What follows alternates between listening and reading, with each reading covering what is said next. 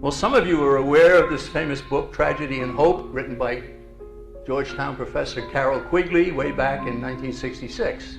Carroll Quigley wrote this 1,300-page book, and he told us in his book that he was aware of a secret society whose purpose was to rule the world, and that its agents in the United States were the Council on Foreign Relations. Now, toward the end of his book, Carroll Quigley said this: the two parties should be almost identical, so that the American people can throw the rascals out at any election without leading to any profound or extensive shifts in policy. Now, I'm sure many of you in this audience realize that you can change from Democrat to Republican, and back to Democrat and back to Republican, and there's no change.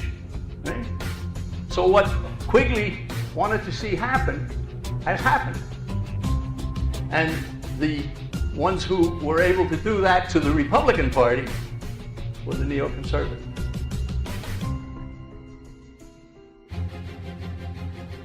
So what is a neoconservative? Well, here's a man who has happily accepted the title of godfather of neoconservatism, Irving Kristol. He accepted the New Deal of Franklin Roosevelt, and that's socialism. Massive government creation of government departments, bureaus, agencies, and it deepened the Depression in the 1930s, the New Deal. But this man was in favor of that.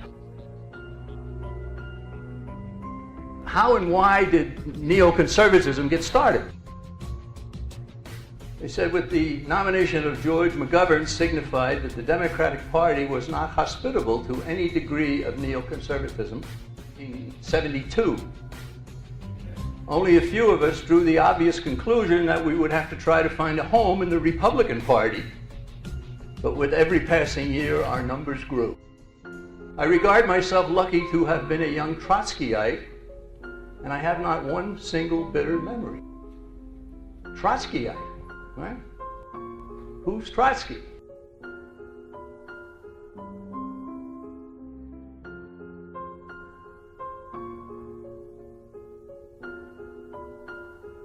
Well, when Lenin seized control of Russia in 1917, he had a partner. His name was Trotsky. And Trotsky is just as much a criminal as Lenin ever was. Lenin died in 1924, and then Trotsky and Stalin were teammates. So Trotsky and Lenin worked together, then Trotsky and Stalin, and they had a fallout.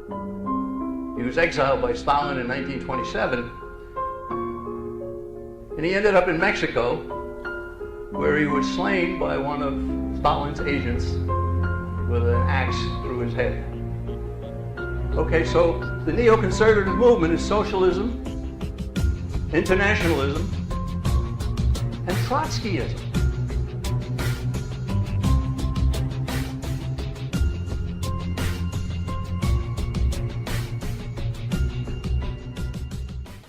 Irving Kristol and the neoconservatives remained Trotskyites from beginning to end.